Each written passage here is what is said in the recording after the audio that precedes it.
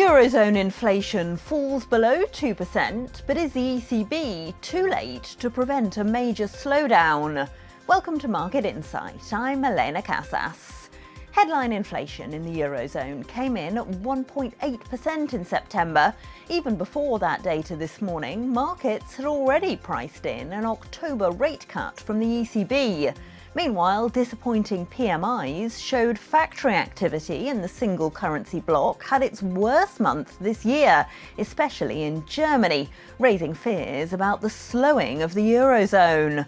Well, I'm joined now by Dewi, research lead for Europe at LSEG. Dewi, hi. Is the ECB behind the curve here?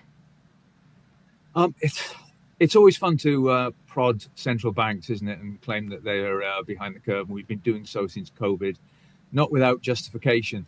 I think the unusual thing about what's been happening with central bank action at the moment is, if you look historically, it's always the Fed that cuts first, and it's the Fed that raises first. The US is first into recessions, it's first out of recessions. So it's a bit of a surprise that the ECB is doing this, but then looking at the weakness of the economy, putting in it context and taking it outside of the historical trend, maybe less of a surprise. I mean, there've been issues with worries about wage inflation within the Eurozone, which should indicate an economy heating up. But then we've also had Lagarde at the ECB saying, well, we want to see more inflation. Or more wage inflation, more wages, increases because we're worried about suppressed demand. So, pick your fighter's corner on this one and take your choice. How much should investors, do you think, be worried about the slowing economy, particularly in Germany? Financial markets aren't economies, and there isn't a huge correlation between what a national economy is doing and the return you're getting on your equities or your bonds. So I would say not immensely. And there are actually quite a lot of good things within the European economy at the moment. My colleagues over at FTSE Russell reckon that bonds compared to the US and other developed markets seem relatively well priced. They're offering attractive opportunities. And if you look at the state of the US economy or the state of the US markets, where there's a lot of money, of course, going into US equities, it's all concentrated on the mega caps.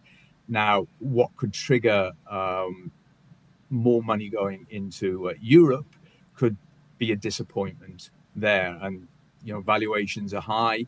The US has got Mag 7. Well, we in Europe have got the granolas. It sounds crunchier, not quite so exciting, but it's also a very different sector play with much more of a bias towards a consumer as well.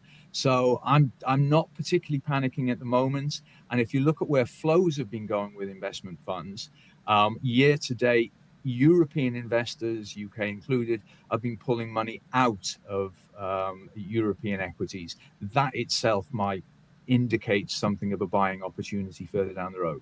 The investors clearly, though, we can see that in the currency markets, are selling dollars and assuming that the Fed is going to be cutting further and perhaps faster in the long run than its European counterpart. Are they right, do you think? I think the case for that is reasonably strong. There's signs of weakening in the US economy. Inflation looks to be more under control, so why wouldn't the Fed cut? I think the worrying thing for all central banks is not so much personal debt, but corporate debt. Because the longer these rates stay up, the more corporates have got to roll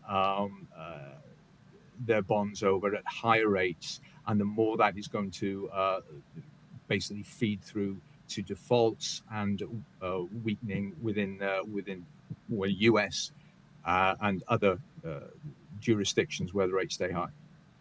Dewi of LSEG, many thanks for joining us.